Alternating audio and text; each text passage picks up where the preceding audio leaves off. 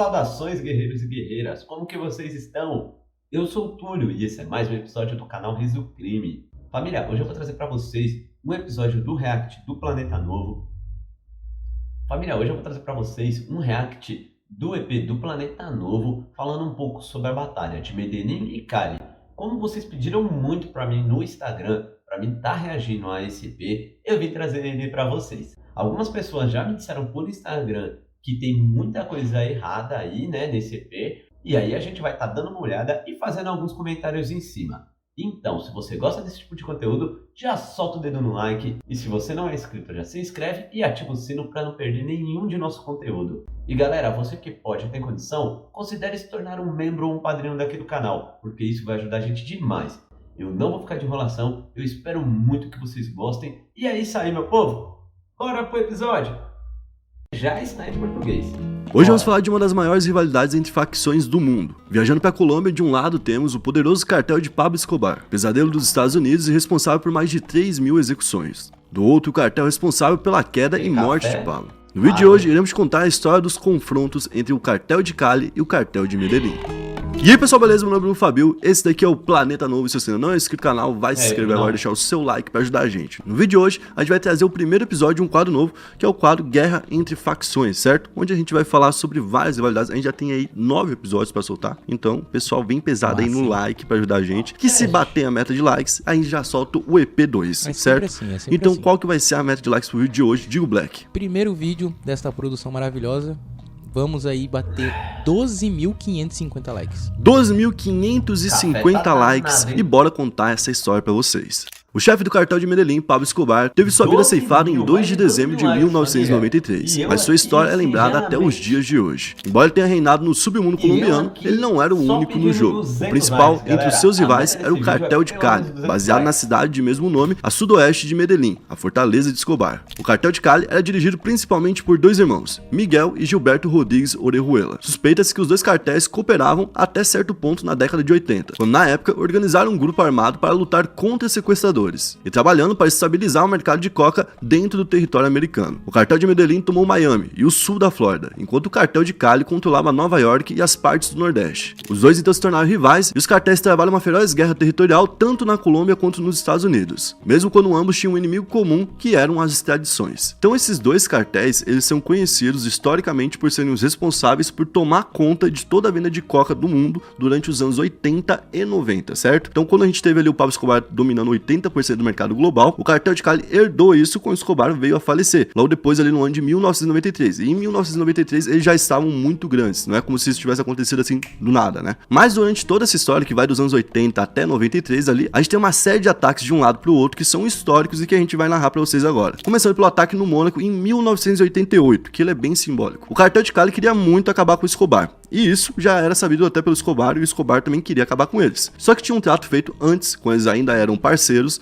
de não tocar nas famílias de jeito nenhum, mesmo que eles virassem inimigos de guerra. Então em 1988 foi feito um ataque contra a família do Escobar. A mulher dele e os filhos estavam ali no edifício Mônaco, e um carro foi parado em frente a esse edifício com 700 quilos de dinamite e explodiu. Essa foi a primeira vez que a regra de não atacar nenhum familiar do inimigo foi quebrada, então ela é bem importante. Inclusive esse ponto é considerado o ponto onde o Pablo Escobar começa a perder a mão na violência, onde ele aumenta muito ali os ataques e a família do Escobar passou a viver escondida. Então o Escobar, por conta desse ataque aqui, matou muita gente. Tanto é que o prédio se tornou um símbolo, muita gente ia para a Colômbia e visitava o edifício Mônaco. Mas em 2019 esse edifício foi demolido. Na época a ideia era parar com essa cultura de visitas que estava rolando por lá e colocar uma delegacia para que as pessoas vissem que o local foi substituído pelo poder, que o poder da Colômbia conseguiu derrubar o Escobar. Só que a ideia foi trocada em 2019 ainda, para que o local virasse uma espécie de praça pública em homenagem às pessoas que perderam a vida nessa guerra entre o cartel de Cali e o cartel de Medellín. Então esse primeiro ponto aqui é bem importante de 88, e ele vai justificar vários ataques do Escobar contra o cartel de Cali, que a gente vai explicar daqui.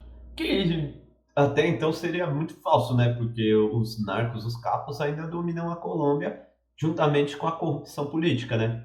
Pra frente. Em 1990, o Escobar tem um segundo grande golpe, e esse aqui é verdadeiramente grande. Por quê? Porque ele perde a primeira pessoa da família dele pra guerra do tráfico. Até então ele tinha conseguido proteger todo mundo, tava todo mundo bem, estavam escondidos, estavam vivendo fugindo, mas pelo menos ninguém tinha morrido até então. E o Gustavo Gaviria, que era primo dele, foi morto no dia 11 de agosto de 1990. E olha que doideira, no dia 7 de agosto de 1990, a Colômbia teve um novo presidente, que inclusive tinha o mesmo sobrenome ali, né, do primo Escobar, que era o César Gaviria. Então o César Gaviria tinha acabado de tomar... Na verdade, família, não foi o primeiro membro da família dele, né? O primeiro membro da família do Pablo que caiu assim mais próximo a ele foi o cunhado dele, o irmão da Tata, que se eu não me engano é o Marianal. Ele era muito próximo do Pablo, muito mesmo, e foi o primeiro que caiu pelo bloco de buscas. Tomar o poder, faziam 4 dias, e uma das propostas dele era enfraquecer o cartel de Medellín. Esse ataque foi feito pela Polícia Nacional da Colômbia, que acabou tirando a vida do Gustavo Gaviria, o primo do Escobar. Mas Escobar nunca aceitou a versão que ele tinha morrido no confronto com a Polícia Nacional. Na verdade, ele falava que o Gustavo tinha sido pego pelo cartel de Cali, torturado e aí sim executado. Por conta dessa baixa aqui, por conta da perda que o Escobar teve do primo dele, né, ele se tornou uma pessoa ainda mais vingativa. Em 88 já tinha piorado tudo. Em 90, tudo vai pro caralho, quando ele perde o primo dele. Porque ele não tem mais alguém pra frear ele. Ele não tinha aquele cara que podia falar pra ele não, e ele ia ouvir e ia respeitar. E então, o Escobar manda fazer um massacre contra Cali, tentando de alguma forma, né, equilibrar a situação. Tudo aconteceu na Candelária, que é um local que fica nos arredores de Cali, num sítio que pertencia ao Pancho, que inclusive era um dos caras que ele queria matar, né? E tudo foi no dia 25 de setembro de 1990, logo depois que tinha acontecido ali com o Gustavo. Era um jogo entre amigos que rolava numa terça-feira à tarde, você vê, né? Realmente, pra quem tava muito à toa, né? E os homens de Medellín procuravam 3 pessoas de Cali. O Gilberto Rodrigues Orejuela, que era o grande chefão, o José Santa Cruz Londonho, que também fazia parte dos cabeças, e o Francisco Herrera. Esses 3 eram os grandes chefões. Aí tinha o Miguel Rodrigues Orejuela, que era irmão do Gilberto, que também pertencia ali, mas normalmente quem falava pelos dois era o Gilberto, entendeu? Então os 3 eram os grandes chefões e somente um deles estava ali, que era o Herrera. O Gilberto, então, era o chefe do cartel, sendo que ele era um empresário legal e muito bem visto na Colômbia. Ele era um cara que tinha farmácia. Na verdade, família, eles não procuravam esses 3, eles procuravam o alvo, era o Pátio, porque os outros 2 nem estavam no local na época, né, na data marcada. Quem estava mesmo era só o Pátio e tinha uma galera, alguns jogadores, alguma galera próxima ao local, alguns amigos deles e funcionários da fazenda, né.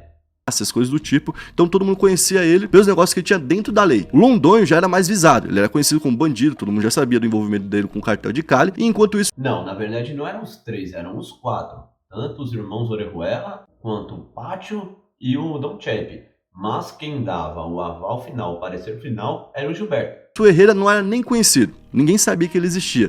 Ele ficou conhecido nesse dia, porque o ataque era contra ele, a polícia descobriu isso depois, né? Mas apesar do ataque ser feito contra eles, nenhum deles morreu nesse dia, inclusive nenhum deles foi nem atingido, né? Então, os 20 homens do Escobar que foram até o local, que foram até essa fazenda e invadiram o jogo que tava rolando, acabaram matando 18 pessoas que estavam por lá. Não é assim também, né, família? Todos conheciam o Pátio e muita gente já sabia que ele era um grande narco, até porque nessa época não tinham tanto como se esconder, né? Não tinham como esconder toda essa fortuna que eles tinham. Então, muitas pessoas, até porque o Pátio também já havia sido preso há uns anos atrás, então muita gente, principalmente a galera estadunidense, e o governo mexicano também sabiam do Pátio. 18 pessoas que tinham algum tipo de ligação ou proximidade com o cartel de Cali. Na época, esse ataque aconteceu dentro de uma fazenda muito distante, entendeu? Então, a polícia não percebeu a ação, não ouviu os tiros e não pôde ir atrás no mesmo momento. Mas a polícia de Vale, 2 dias depois, prendeu 3 pessoas que estavam envolvidas ali no crime, né? Então, junto dos 3 sicários que eram de Medellín, eles encontraram 11 fuzis que eram AR-15, 4 submetralhadoras,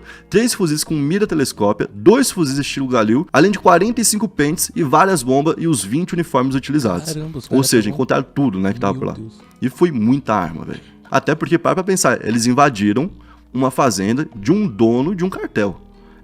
É a mesma coisa que você tá invadindo a fazenda do Escobar. Você tem que estar preparado para descer a bala. Mesmo. Só que aqui a gente tem uma tragédia no esporte da Colômbia e isso aqui também pegou muito mal pro cartel de Medellín. A gente tem uma destruição muito forte da imagem do cartel de Medellín, enquanto o cartel de Cali ficou com uma fama de cartel mais limpo, tá? Então muita gente que era, por exemplo, dos guetos ali da Colômbia, preferia o cartel de Cali. Então, meu povo, o que aconteceu foi que o Pablo, ele tinha informantes dentro do cartel de Cali. Então ele soube que esse jogo ia acontecer e mandou seus sicários para lá. Mas os seus sicários, eles alugaram uma fazenda próxima a essa do Pátio e se planejaram todos. Então eles tiveram tempo, foi algo bem orquestrado, não foi algo tipo, simplesmente vamos lá e acabam com geral. Não, eles tiveram todo um tempo para pensar em como eles iam fazer isso. E posteriormente o Pátio descobriu quem que foi esse fazendeiro que alugou para esses pessoal de Cali, e ele, além de ter dado um grande coça no fazendeiro, acabou com a vida dele. Porque sabia que de uma forma ou outra ia acabar tendo algum tipo de cartel, então preferiu que fosse menos violento. Então isso aqui também ajudou a construir essa imagem que o cartel de Medellín era muito mais sangrento. A gente teve uma equipe que era os Lopanchos, que era liderada pelo Hugo Pitillo Valência e o Eduardo Perdigon. Esses 2 caras são ex-jogadores do... Não é cartel mais limpo, um cartel que, de certa forma, seria mais corrupto. Focava mais na corrupção, se passava por empresários que estavam junto com a alta sociedade, os oligarcas da Colômbia, os políticos, a galera que tinha grana, né?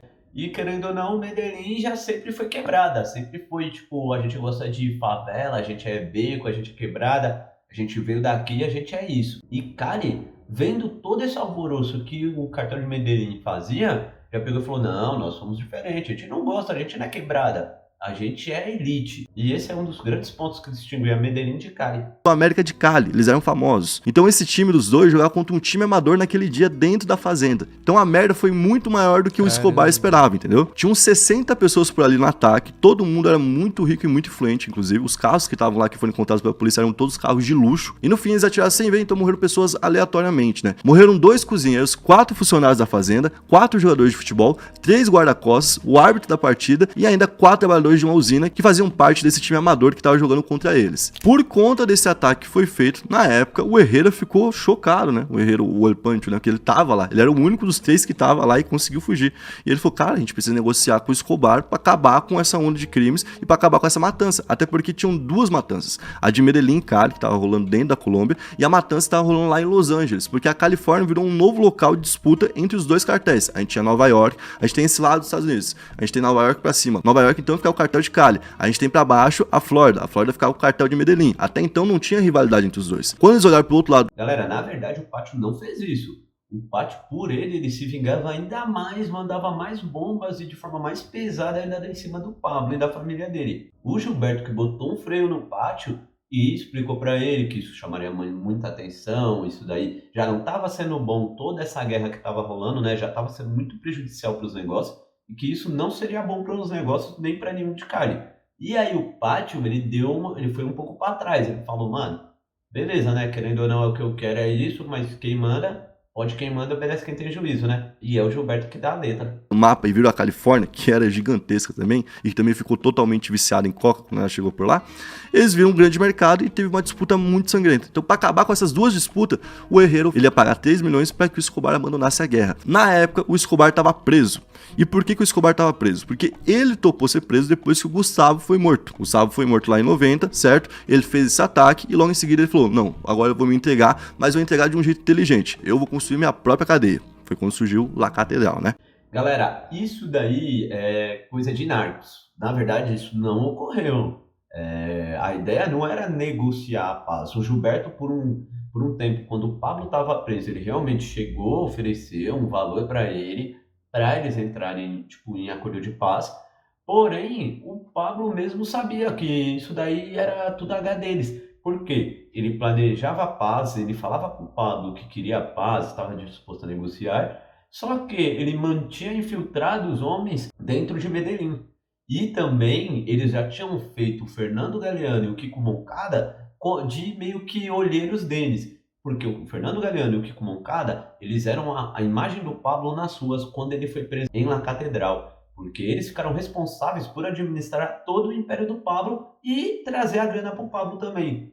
E depois que eles foram pegos por Cali teve uma pressão muito forte em cima deles, fizeram uma pressão muito forte e falaram, o negócio é o seguinte, a gente não liga que você trabalhou com o Pablo, que você trabalhava com ele, só que vocês não podem mais mandar grana para ele lá na cadeia. Eles mandavam cerca de 200 a 300 mil dólares cada um mensalmente. E aí do nada passaram a mandar entre 20 a 25. E o Pablo já ficou, como assim? Ele tinha muito informante em Cali e esse pessoal dele avisou ele o que o Fernando Galeano e o Kiko Moncada tinham feito com Cali. E também para ajudar o Fernando Galeano e o Kiko Moncada, um dos funcionários do El Chopo, que era um dos braços direitos do Pablo, achou uma caleta, que é o nome dada a um esconderijo, né, dos capos, com mais de 20 milhões de dólares escondido do Kiko Moncada. Então o Pablo já estava a pé. Na hora que ele soube disso, ele pegou e falou com seus sicários, me deem 18 milhões, fiquem com o resto, se eu não me engano era algo em torno de 24 milhões, ele pegou 18 e falou, fiquem com o resto e eu acabo com os 2 e vou pra cima de quem vier. E aí os sicários foi lindo, né, porque os caras não iam ficar com nada. Na cabeça deles o patrão ia ficar com tudo. Então eles pegaram a grana, dividiram a partir dos 6 milhões e deram 18 pro Pablo. E aí ele chamou os dois, o Fernando Galeano e o Kiko Moncada, e passou os dois na cadeia. Então ele estava preso nessa época e tinha dois líderes fora da cadeia representando ele, que era o Fernando Galeano e o Gerardo Moncada. Esses dois foram conversar com o Herrera e falaram que o Escobar queria 10 milhões de dólares para aceitar ali a paz. Eles tinham oferecido 3 milhões de dólares, né? E na verdade o Escobar não queria 10 milhões, o Escobar queria 12 milhões. Os caras estavam dispostos a pagarem do próprio bolso para conseguir a paz, porque eles não aguentavam mais o nível de guerra que estava chegando, porque o Escobar estava muito magoado, ele estava ressentido, ele tinha perdido família já no negócio, entendeu? Imagina, o Pablo Escobar queria mais, e aí os caras que eram amigo dele falaram, não, eu pago a A metade, gente paga. tá ligado? Só pra acabar com isso aí. Só pra acabar com isso aqui. E os caras toparam então pagar os 10 milhões. Família, esse papo na verdade não rolou, isso daí é papo de narcos. Só que o Escobar voltou a aumentar a pedida, pediu então 30 milhões de dólares. Meu e eles Deus. viram ali que não ia ter paz coisa nenhuma, o Escobar só ia realmente acabar com a guerra quando tivesse morto. Então quando eles voltaram pra cadeia, eles contaram pro Escobar, ó, a gente não conseguiu fazer o trato e a gente tá perdendo a guerra em Los Angeles. A gente vai perder essa guerra na Califórnia e a gente não tá conseguindo vender por lá. Não, família, isso de fato não ocorreu. Isso daí é puro narcos, né? É a série. Aí ele tá se baseando na série, mas na vida real, essa parte de negociação do Fernando Galeano, do Kiko Moncada, de 10, eles darem uma grana para complementar, isso daí é realmente fictícia. Como a gente está investindo nosso dinheiro lá e a gente não está tendo retorno, porque a gente não tem a venda no local, a gente está só perdendo dinheiro. Então não tem como a gente continuar com os valores que a gente estava trabalhando antes. Foram tentar passar isso para ele. Só que ele não aceitou, obviamente, e matou os dois. Então ele matou os dois caras que eram um braço direito dele, que eram respeitados, que ele conhecia a família e tudo mais. A mulher de um desses caras, a viúva do Moncada, que é a Judy Moncada, ficou putaça com ele e foi até o chefe de Cali para fazer uma aliança para derrubar o Escobar. E ela é muito importante na queda do Escobar, porque se não fosse ela, provavelmente ia demorar mais alguns anos para isso acontecer. E o cartel de Cali, principalmente os irmãos Orejuela, topam dar essa ajuda para ela. E aí se junta uma vez só, o cartel de Cali, a Judy Moncada, o Dom Berna e os líderes dos... Galera, outro ponto muito importante é que essa Judy não existiu. Ela também é outra personagem fictícia. Claro, o Fernando Galeano e o Kiko Moncada existiram e realmente, como eu falei, foram exterminados pelo Pablo. Porém, a Judy, ela não existe, ela é uma personagem fictícia. Los Pepes. Os Los Pepes eram um grupo muito violento que tinha na Colômbia. Esses caras literalmente pegavam gente e abria no meio, assim, pendurava em poste pra todo mundo ver, certo? E era gente que tinha poder. Os Pepes, galera, na verdade, eles eram o nome desse conglomerado de pessoas que se juntaram para acabar com o Pablo. E dentro do Los Pepes estavam o Cartel de Cali, a galera de Cali, o Dom Berna, o Fidel, o Carlos Castano, a galera da UC e outros narcos. Tinham diversos narcos, paramilitares, todo mundo que não gostava do Pablo se juntou pra cair em cima dele. Que todo mundo conhecia e falava, caraca, olha o que fizeram com o cara, então não dá pra mexer com esses caras. E no início, quando a Judy quis trazer os Los Pepes, os caras ali, os Orejuela, falou, não, a gente não mexe assim, a gente não age assim. Então a gente não ataca alguém, escorteja a pessoa e joga em praça pública.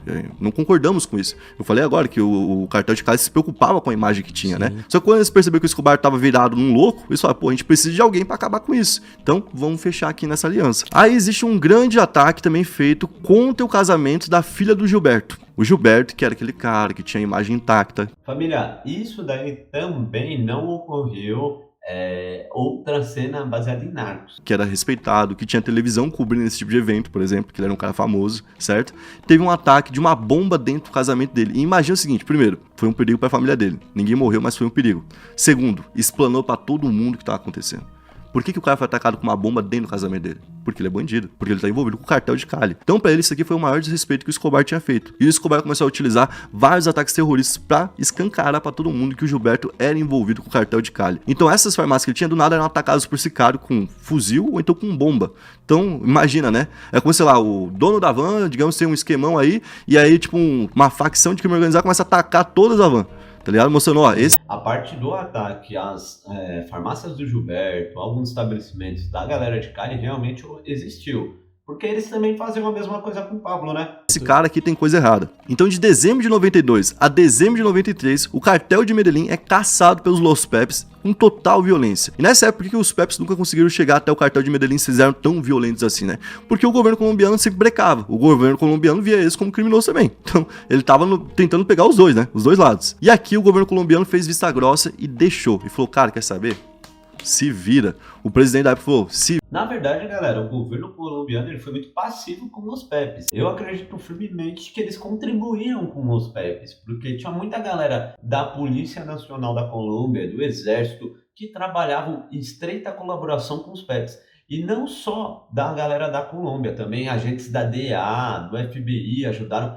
Quer dizer, os PEPs foram um conglomerado de pessoas, tanto do governo mexicano, dos estadunidenses e da galera do submundo da Colômbia, que se juntaram todos para acabar com o Pablo. Vira, pega, mata logo com isso, que pelo menos um dos dois vai morrer. É, porque também eles estavam sofrendo bastante, porque se eles fossem querer pegar os dois, ia morrer mais gente. Que é o que tá acontecendo, entendeu? Porque o medo também é o seguinte, você deixa um ganhar do outro, olha o tamanho que um fica. É verdade. E aí acontece então o último ato grande do Escobar antes dele ser morto. O ataque aconteceu em 93, onde uma bomba com 150 quilos de dinamite explodiu dentro de um shopping de Bogotá. Por conta da explosão, a gente teve um buraco aberto, uma cratera de 1 metro de profundidade. E ali a gente teve 8 pessoas que perderam a vida e 272 feridos. Com isso, muita gente também perdeu o emprego e a admiração que restava de algumas poucas pessoas pelo Escobar acabou de vez. Não demorou muito tempo e o Escobar perdeu a vida, como a gente falou no início do vídeo. O Herrera, ali nos últimos dias de vida do Escobar, viajou para Miami e fechou com um grande aliado dele, que fazia ali a entrega dentro de Miami, e o Escobar perdeu totalmente o contato com a América. Então ele não vendia mais na América, ele não tinha mais os milhões de dólares que entravam todos os dias, ele já não tinha Los Angeles que tinha perdido, já não tinha mais a Flórida e começava a perder cada vez mais o território dentro de Medellín. O Escobar então falece e a gente tem o pós-queda do Escobar, onde os 4 líderes que a gente citou tiveram seu fim também. A gente teve o Lodonho, que por exemplo foi preso, né? Foi preso lá em 96, mas conseguiu fugir da cadeia. Depois de fugir da cadeia, foi encontrado pela polícia e nesse conflito ele acabou falecendo. Então esse aqui morreu lá nos anos 90. Na verdade, o Chepe, família, ele não saiu fugindo da cadeia, ele saiu pela porta da frente.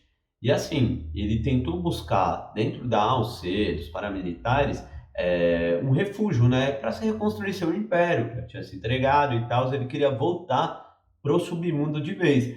E aí o Carlos Castanho, o ligeiro que era, ele falou, mano, já é a conta de eu fazer a ponte aqui com a polícia, com o governo, fazer um elo, né, construir um elo e pegar a recompensa, porque a galera da Colômbia tinha oferecido uma recompensa pelo Don Chepe. Eles cataram, acabaram com o Don Chepe e soltaram ele no meio da rua. E aí eu tenho certeza, e contam as lendas, que a grana foi paga para a galera dos Castano. Já. A gente teve também o Gilberto Orejuela, que era o principal chefão, que era o mais elegante, conhecido por todos, que foi preso, não foi executado e viveu na cadeia até 2022, quando ele já tinha 82 anos. A gente tem o El Pacho, o Herrera, que foi preso em 96 e que na época ele abandonou o contato com o cartel de Cali. O que isso quer dizer? Que ele não tinha mais a proteção e nem tinha a influência de antes. Mas mesmo assim ele tinha muito dinheiro e com esse dinheiro que ele tinha, ele passou a comandar a cadeia organizando o futebol dela. Olha que doideira. Ele criou uma espécie de campeonato dentro da cadeia, ele pagava jogador de futebol profissional para ir jogar com eles lá dentro. Na época, se eu não me engano, teve até um papo de levar o Maradona pra jogar dentro da cadeia da Colômbia. Imagina só. E aí ele tinha esse grande campeonato e um dia, em 98, um grande amigo dele, que viveu 10 anos com ele como se fosse um conselheiro dele, dá pra comparar com o que o Gustavo era ali pro Pablo Escobar, chegou na cadeia, abraçou ele e sacou. Isso não aconteceu. Na verdade, no dia que ele foi executado, um homem que ele realmente conhecia, né? Ele tinha uma certa amizade com ele. Ele entrou no presídio disfarçado de um advogado e quando viu o Pátio viu ele, o Pátio já logo deu um salve, né? E foi lá para cumprimentar o cara, para trocar um papo, enquanto ele tava numa partida de futebol. Ele tinha parado a partida e foi lá dar um salve no cara.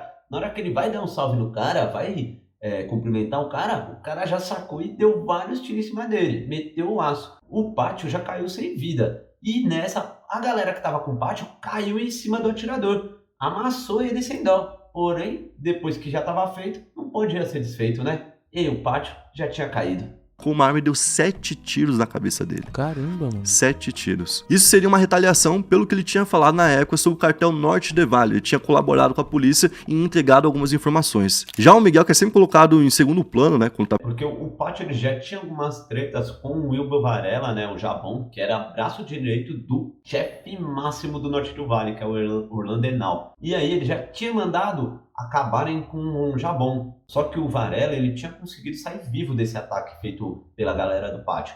E ele já tava mordido com o Orlando Henao, tipo, mordido pra pegar o Pátio. E o Orlando Henao, você falou, mano, segura, não dá pra fazer, ele é um capo também, pá, dá uma segurada.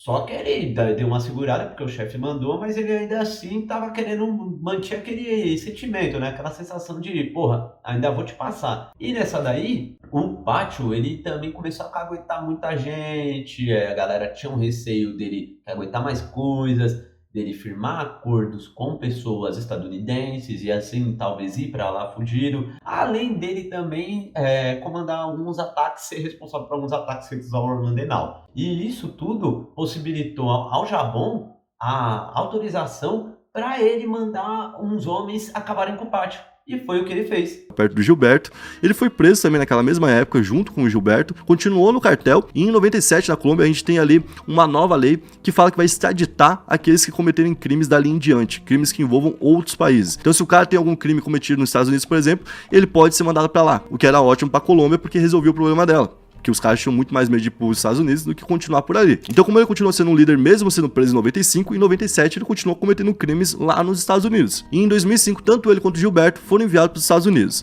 Lá ele recebeu 30 anos de pena e ele deve ser solto em 2030 quando tiver 87 anos, porque ele ainda está vivo. É o único da liderança ali do cartel de Cali que ainda tá por aí. É uma história bem louca por causa que, tipo, olha só quanto sangue rolou pros caras tá tudo preso, mano. Pros caras que fizeram tudo isso, às vezes passa a batida. Porque, tipo, parece que não tem... Lógico que o crime não compensa, né? A gente sabe disso, mas é que, tipo... É muito... eu sei lá, não consigo pensar nesses bagulho. O cara viveu até os 82 anos. Mano, tipo... E se tu parar pra pensar, ele foi preso em 96, né? Ele ficou preso até 2022. Então ele ficou 26 anos preso. 26 anos preso. Então ele ficou 56 anos da vida dele em liberdade, sendo milionário e usufruindo do crime. Eu acho que não vale a pena. Não compensa, mas ao mesmo tempo ele conseguiu passar muito tempo batido. É verdade, não, isso também tem que ser destacado.